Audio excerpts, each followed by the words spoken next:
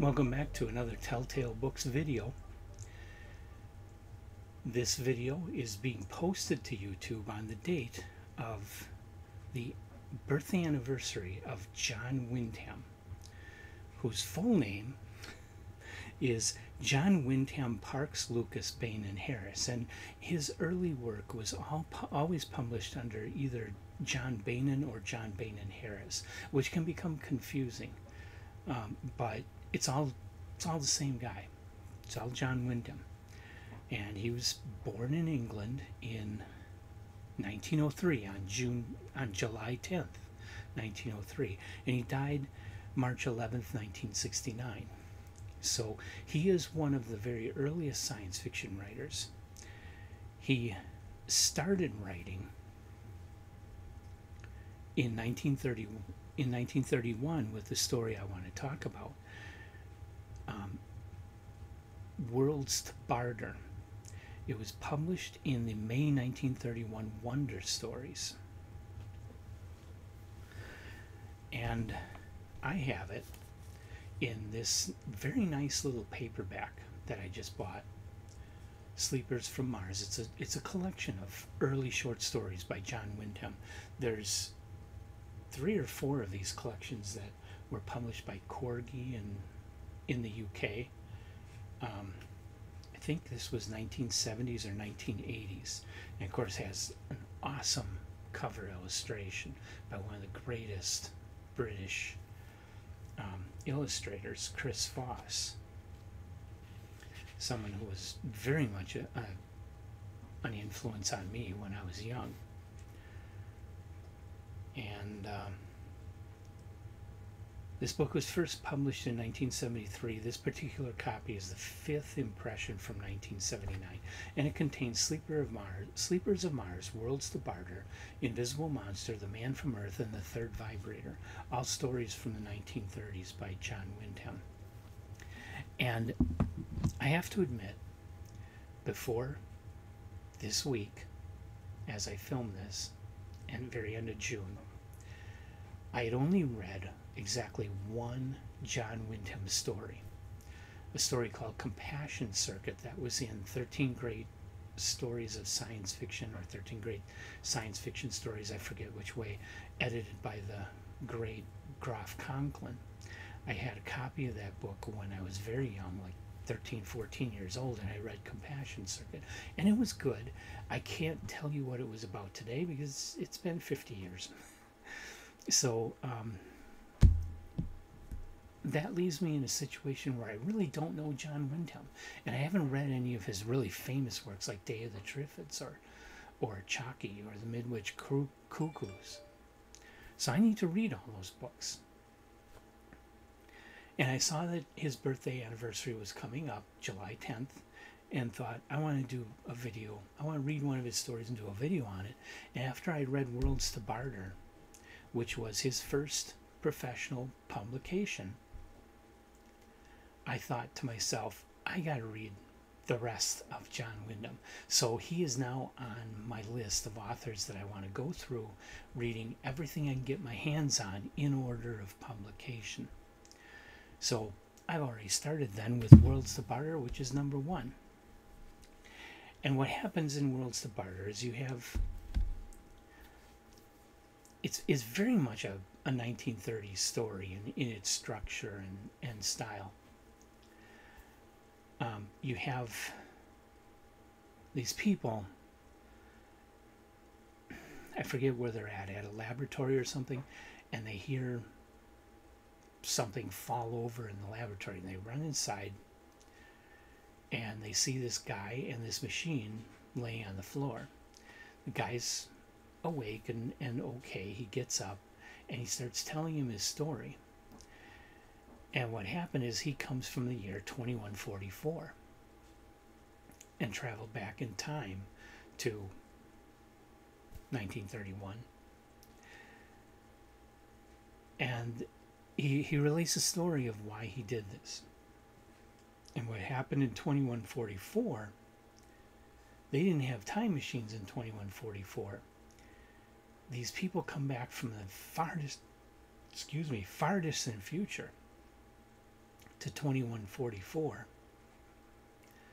with the ultimatum that you either let us transfer everybody on Earth in the year 2144 to their future, or they were just going to wipe them out, because they had every intention of coming back from their time and populating Earth in 2144.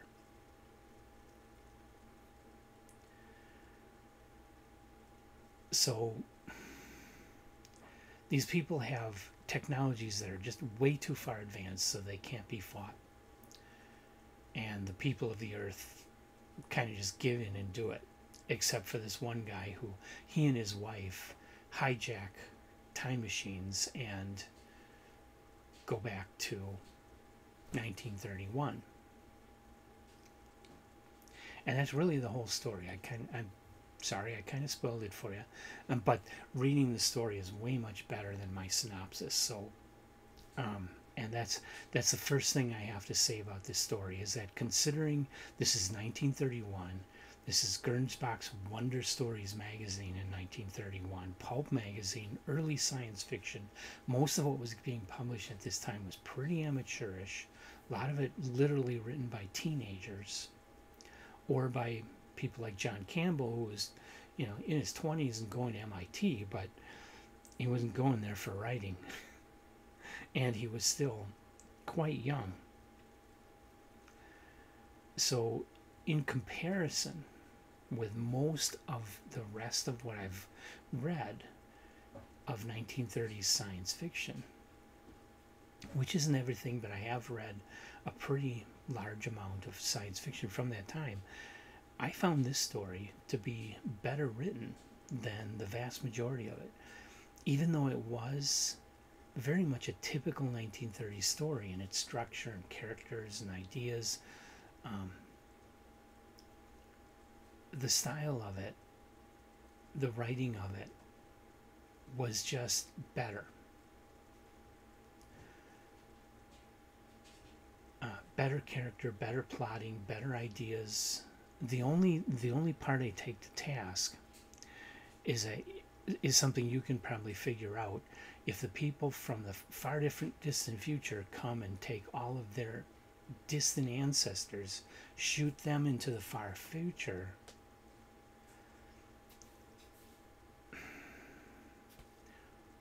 who's left to create the future generations? And so they would all disappear in a time paradox. It wouldn't work logically.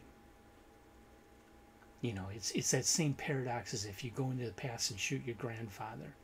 The expectation is that you would instantly be erased from time. So John Wyndham does not even go there. He just assumes that this is all possible, that these people from the far future can come back and replace everybody on Earth at that time and shoot those people off to the far future without any real consequences to themselves. That's the only weakness I find to the story.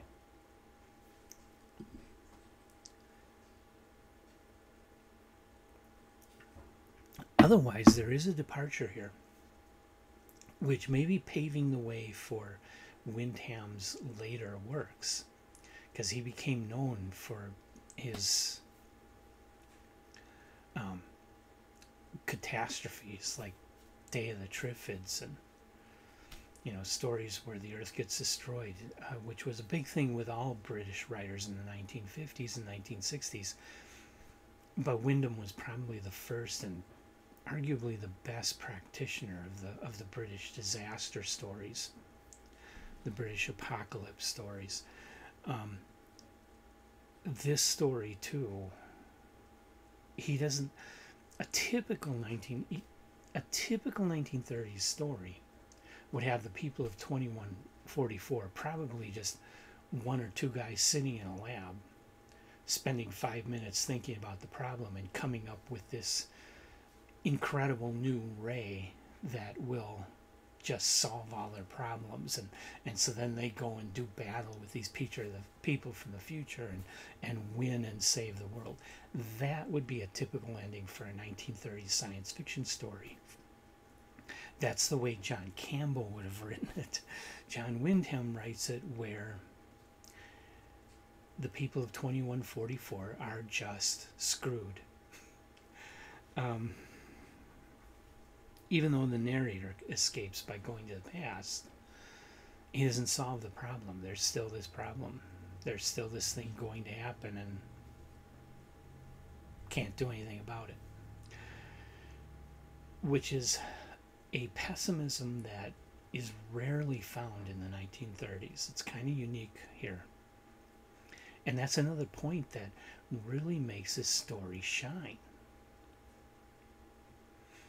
So I have to say, even though I'm spoiling the heck out of this story, I'm really not, because it's a joy to read. It's only a novelette, relatively short. You can read it in one sitting. But this is the book I got. There are other John Wyndham collections that have the story, and of course the issue of Wonder Stories from May 1931 is available online for free as a PDF file. You can read it there. So even though I'm spoiling it, the story is good enough and enjoyable enough that I have to recommend you going out and reading it for yourself. It really is, like I say, in many ways it is typical of the 1930s. But in many ways it's very readable today, unlike probably 90% of what was published in the 1930s. This one, I feel, holds up. A couple of little things like the time paradox I mentioned that, just doesn't hold up well to today's thinking, but everything else about this story, I think, holds up today and is perfectly readable for today's science fiction readers, if you can stand to read just a novelette. So I don't think the story is quite good enough to be a top tale. Once again, this is a case where it's right at that threshold. It could be a top tale, but it just doesn't quite make it over that hump. And so I'm not going to give this top tale, but hey, it's his first published story. I think it's brilliant for a first story by a new writer. It's just amazing.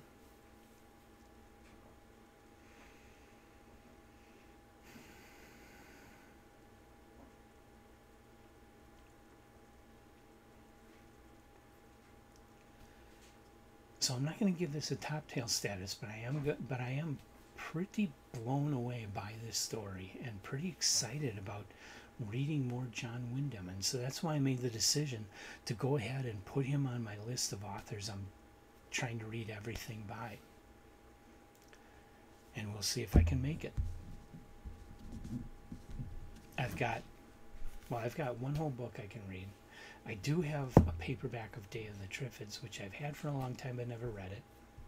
And I want to get the current Folio Society set of John Wyndham novels. I think there's 3 of them that come together. It's like $200. I do want to get that set. Hopefully sometime this year. But it'll be a while before I read any of those, because his next work, published in April of 1932, is The Lost Machine. And that is not in this book, so I have to hunt that down. So it may take me a little while before I get back to another John Wyndham. But The Lost Machine is next for John Wyndham. I'm excited to start this project. I'm really into John Wyndham. I mean, I've heard nothing but good things about him, but like I say, I've only read Compassion Circuit and never anything else. Just never got around to it. So it's time to correct that. John Wyndham. I'll be reading everything I can get my hands on in order of publication. I hope you'll join me for that journey and all the other author journeys and everything else we do here. Um, got some exciting stuff coming up. So like us, subscribe to us, and come on back for more. I'll be here. I hope you will too.